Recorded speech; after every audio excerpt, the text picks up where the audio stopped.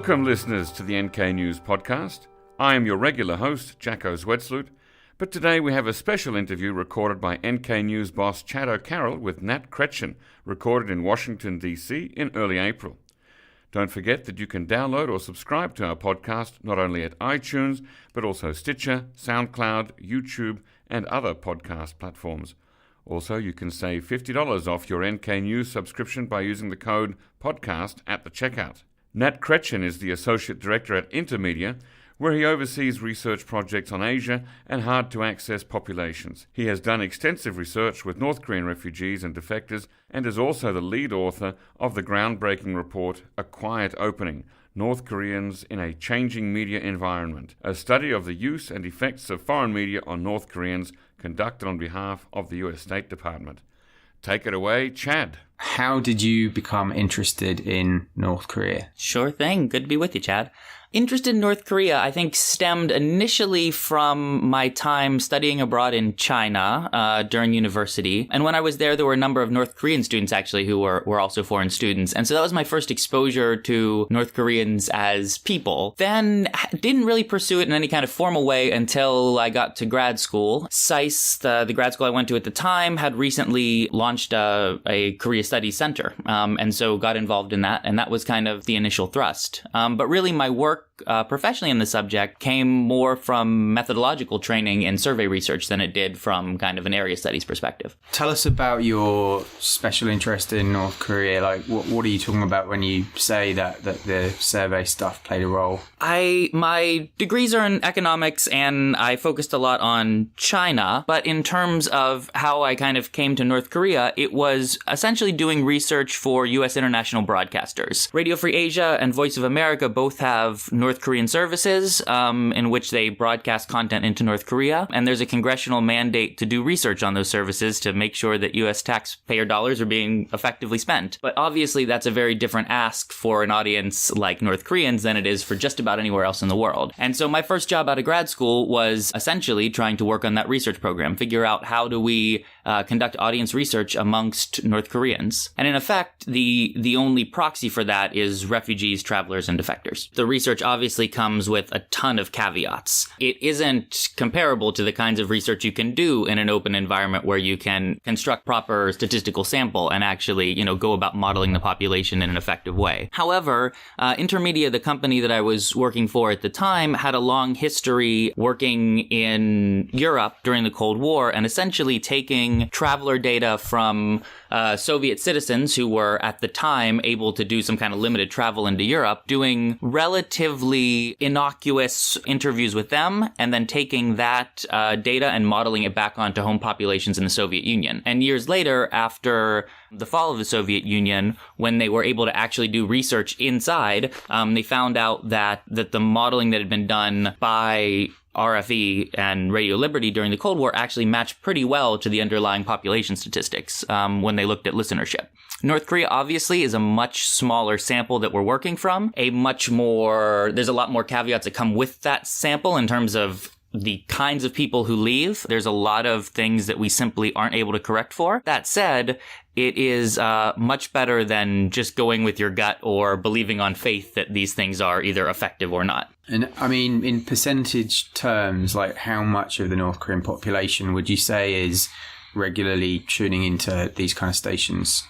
So, of course, again, it comes with all the caveats of any numbers we produce are not necessarily representative of the underlying national population, but generally we see somewhere from the high teens to the high 20s in terms of percentage of listenership. And I think the biggest takeaway from that is that even if it's an overestimation, it definitely is a strong indication that there is a meaningful listening population within North Korea. So even if we can't put an exact percentage figure on it, there are folks who listen, and those folks talk to others about what they hear. If you want to listen to radio in North Korea that is not officially state broadcast, how do you do it? So there are basically two ways. Traditionally, radios inside of North Korea, their dials were soldered to official stations, or they were built with kind of push buttons that toggled between official broadcasts. And so either you have an officially approved kind of fixed dial radio that you then kind of go in the back and manually tune to get non-approved broadcasts, and generally those are only AM accessible, so that limits you to the handful of AM broadcasts from abroad that are sent in with,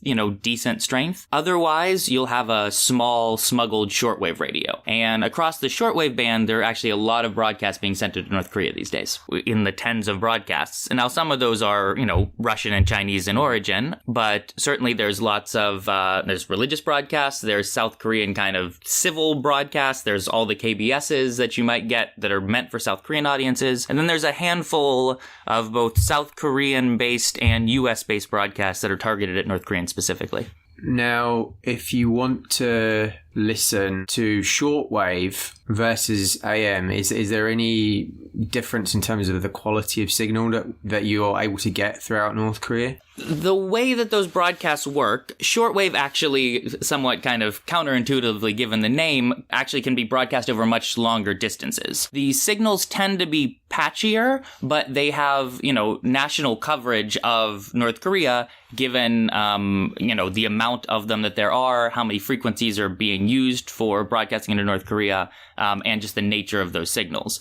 The limiting factor there is simply how many people have shortwave capable radios. How many people both have acquired them or are willing to take the risk to have that kind of a legal device. If you get caught with your, AM radio that's fixed that you've just been kind of, toggling through the back, you're not likely to get in trouble in a way you will if they find an illegal shortwave radio on you. AM tends to be stronger, more robust broadcasts, but often the range is not quite as far, so there's pockets of North Korea that probably aren't within AM broadcast reach. And with AM, the difficult part is actually essentially being able to set up a broadcast tower within range.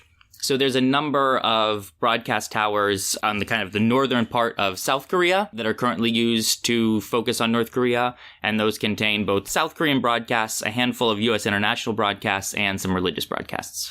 So one of the things we did recently in our office, we're on the 23rd floor in central Seoul, and we got hold of a shortwave, multi-band radio, and of course North Korea is 40, 50 miles away, right. And there are a number of North Korean stations broadcasting south. What we learned is that South Korea is blocking a lot of those signals, but it's not on the shortwave band. And we were able to tune in to about 4 or 5 North Korean stations on shortwave. But what I noticed was it was very difficult. We had to, this was like $120 nice radio. Yeah. We had to have a huge antenna coming out the window. It didn't work anywhere inside the office. We just got nothing. Only when we had this massive aerial coming out at the 23rd floor could we pick up any signal, and it was terrible. It was very, very faint. And it made me think, if this is the conditions that one must endure to listen to radio, I wouldn't want to do that from my apartment in Pyongyang.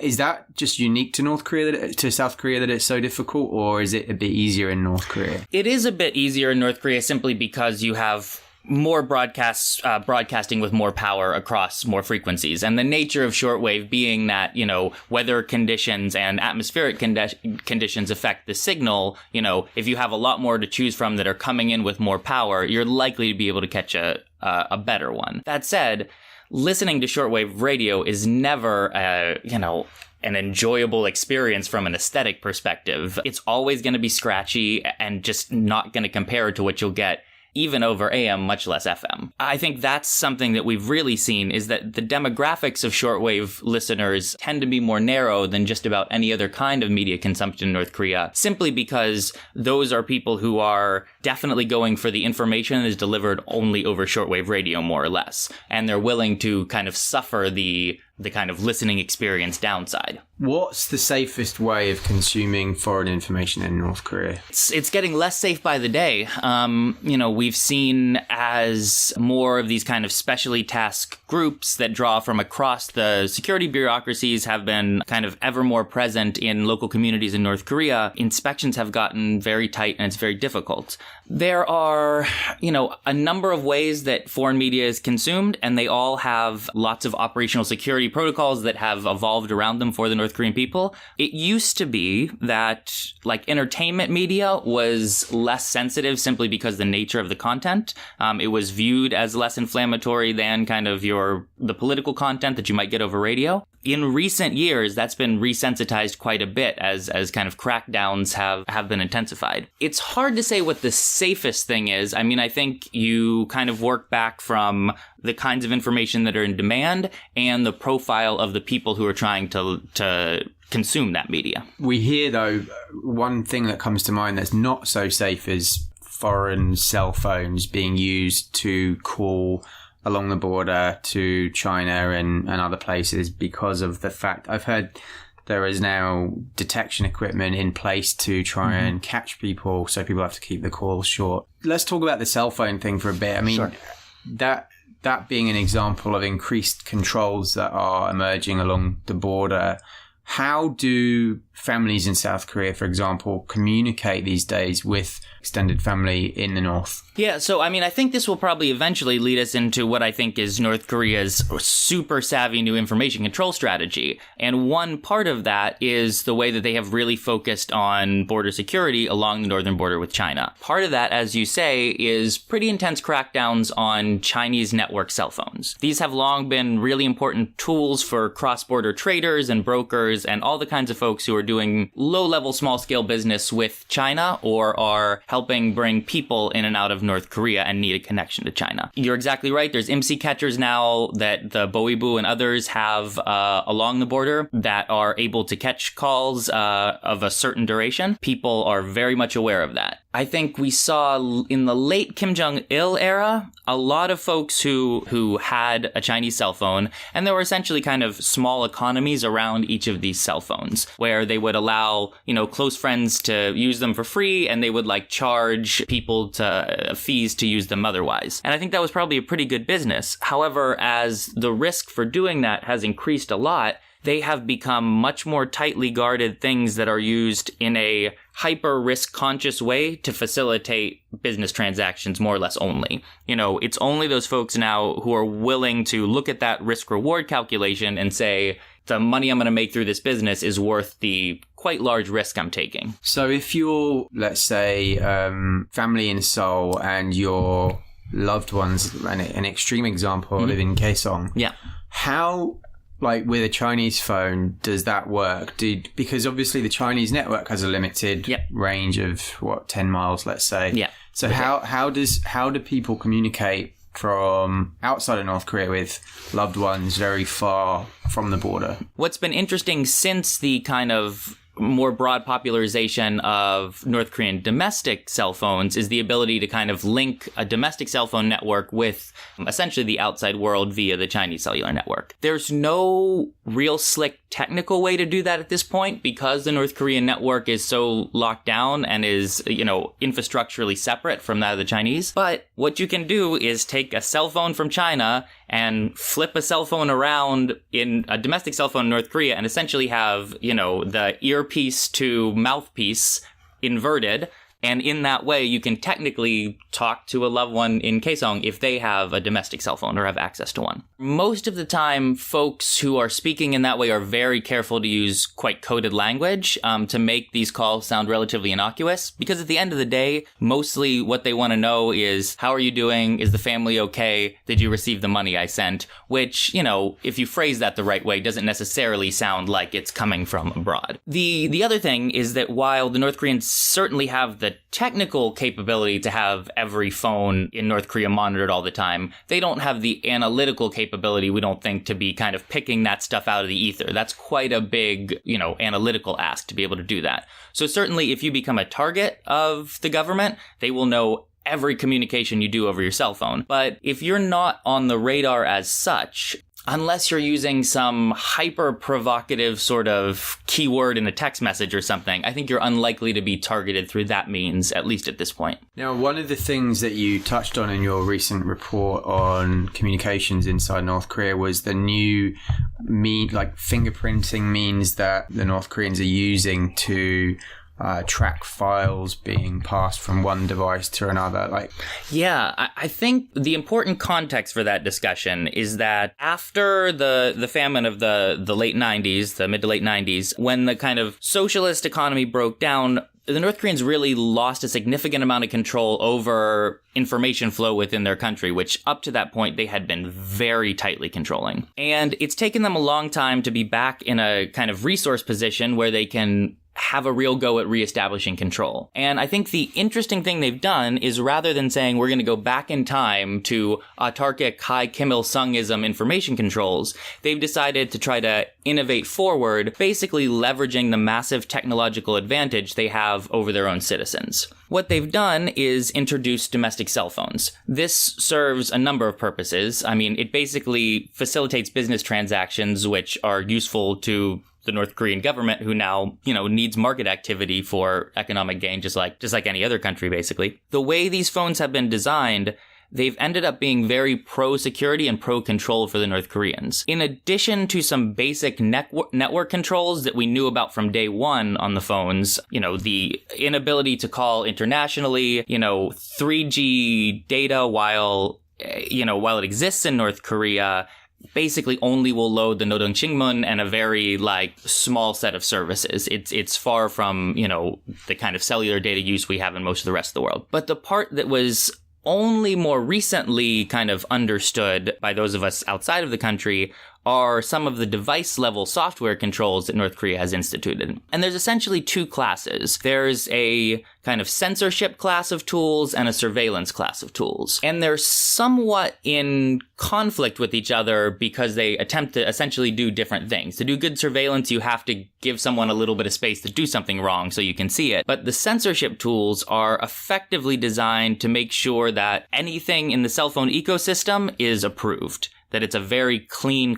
system. And that is the side that seems to be winning out more. And the basic architecture for that is something that they call the signature system. It works a lot like the Apple App Store, if you're familiar with that. In the Google Play Store, you can load a bunch of different apps, but in the Apple App Store, apps that exist there have to be approved, and they're digitally signed and authenticated by Apple itself. That's effectively how North Korea on its Android cell phones treats every not only application but file. And so anything that you want to attempt to load on your phone either needs to have a validated government signature, or it needs to be kind of created by the phone itself, which there's a self-signature mechanism that exists for that. But it basically means that in the early days of North Korean cell phones, people were passing around short clips of South Korean dramas or K-pop files, things like that. And as soon as they turned on the signature system functionality, the ability to do that effectively went away overnight. So if you record, say, a video of your uncle in North Korea saying happy birthday to your dad, and you send it to him, what you're saying is that video will have some kind of fingerprint that says it came from your phone. So yeah, there's a watermarking functionality that's also been built in, which you would assume the purpose of that is to be able to create a string of attribution for anyone who has touched a certain file. And we can see that in practice. There's a couple of very interesting research papers that have looked at the way in which that is being done. And you can actually kind of, even from outside, you can scrape North Korea pages that touch the internet, and if some of that was created on the Red Star operating system, you'll be able to trace every computer it went through, even from the outside looking in. So that's definitely something that is happening. But that is somewhat separate from the censorship function of the signature system. But yeah, certainly for files that aren't blocked by kind of the censorship side of the system, they are being tracked by kind of more surveillance functions. Now, that all being said, what do you think the future portends for smart ways to get information in safely to North Korea? Yeah, I mean, I think the first thing to consider is what is likely the broader trajectory that, cell phones and the signature system and some of the surveillance technologies are pointing toward. I think what that looks like is the North Koreans attempting to move all communications onto sanctioned government networks that they have much more control over. Right now, lots of things circulate essentially offline from person to person via USB drives. And the North Koreans tolerate USB drives. They're not explicitly illegal, even though lots of the content that is carried over USBs would be illegal were it found. I think there is a long-term goal the North Koreans have that says, all right, USBs are illegal. The only thing you can use now are these messaging services which we have set up for you. And if those messaging services run over state-controlled networks from your cell phone to your tablet to your computer running, a version of Red Star OS, then effectively they have complete censorship control over anything that's going to be sent, and then they can simply outlaw USBs without, kind of cutting off people's abilities to pass files around. Right now, there remains a window in which that kind of physical media being pushed into North Korea can continue to happen and will likely continue to have impact. But I think the long-term strategy of the North Koreans is likely to try to replace the services that currently exist over either broadcast technologies or through kind of non-network digital technologies to substitute all those with network technologies that they can control much more closely and then make everything else illegal. Essentially, you have to take the opportunity now while it still exists to push in as much kind of evergreen content as possible, but then also start to think about if this information control strategy really does come to fruition, is implemented completely, what are the potential ways that you start to crack that or to erode some of those controls? Do you think enough is being done in both of those areas? It's really hard. I think the North Koreans, in designing this information control strategies, have been very savvy. And also, we don't have great visibility. There are a handful of North Korean devices that are floating around outside the country that, smart folks are analyzing and trying to understand a little bit more about, the theory that and the technical implementations that underlie this information control strategy. The level of difficulty to push information into North Korea is only going to increase. And so there definitely needs to be a lot more kind of sober, resourced research that is going into understanding what the future of information controls is likely to look like. If we are hoping as the U.S., as other concerned outside actors to really help facilitate information flows into and within North Korea, then it's going to take real resources and real kind of long-term commitment. In a period of heightened tensions where the rhetoric has gotten quite bellicose and folks have been legitimately nervous about the potential for armed conflict to break out, a lot of folks have started to look to, okay, what are information options in a relatively hurried way? But the truth is, with kind of information-based strategies, there are long gestation periods. These things don't happen overnight. You can't send in one brilliantly composed piece of media and then everything changes. And so there has to be kind of sustained investment on both kinds of things to send in, ways to send it in, and ways to understand the North Koreans who are potentially receiving it.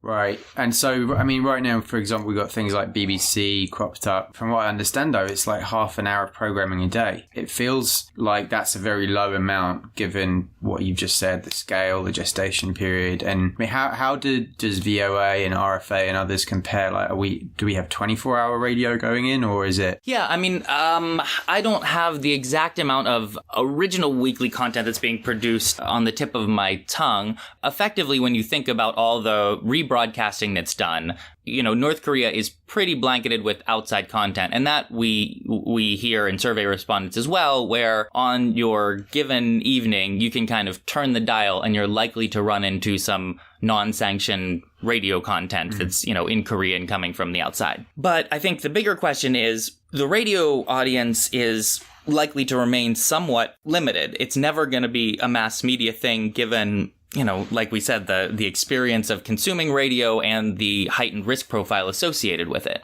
While radio, I think, is likely to remain important into at least the medium term, what are other options? And if the North Koreans are really trying to push back against the flow of South Korean dramas via USB and some of these things that we've come to think of as the norm as part of the North Korean information environment, what's the new thing that replaces that? And what about legal ways to get information in? We don't hear so much discussion about that, but a few years ago you used to hear occasionally about book donations, things like that. And from what we gather, there is real appetite on the North Korean side for certain types of technical, agricultural information. What's your sense on the value of that kind of stuff? I'm generally very much in the camp that we should be pushing in as much stuff as possible. The one potential caveat to that, and this is just as someone who spent too much time staring at images of, the code behind North Korean cell phones, is that if we only push in computer science textbooks, then that's a pretty strategic win for the North Koreans. there definitely is a lot that we should be trying to move in outside of that very narrow kind of like easily nefarious uses come from this sort of information. And just finally, what's your sort of outlook for this field? Like positive or... It's been joked a little bit that this second North Korea information environment report that I put out last year was kind of like a big downer, was the Empire Strikes Back to the first more kind of hopeful report. That is definitely the case to some degree, simply because of the savviness and sophistication of the kinds of information controls that North Korea is implementing. That said, it does represent a step toward essentially a more modern and normal form of information controls, which we have playbooks for from elsewhere. And there are smart folks who have worked on related problems in China, Russia, name your other spot, who I think are likely to start to get involved in the North Korea issue in ways that could be really fruitful to the issue space. And I think the thing that gets a little underappreciated in all this is that at the end of the day, even if the cell phones are super locked down, and even if the authorities do a pretty good job of making it harder for you to watch your South Korean dramas, what they have done is allow North Koreans to talk to each other in a much less siloed, much more immediate, and much more geographically dispersed way. And that holds at least the possibility for, a move toward greater civil society creation and kind of creation of internal constituencies in North Korea, which I think bode well for a bit more agency on the society side of that state versus society ledger. Well, thanks very much. Excellent. Thanks for your time. Yeah. Of course. Appreciate it.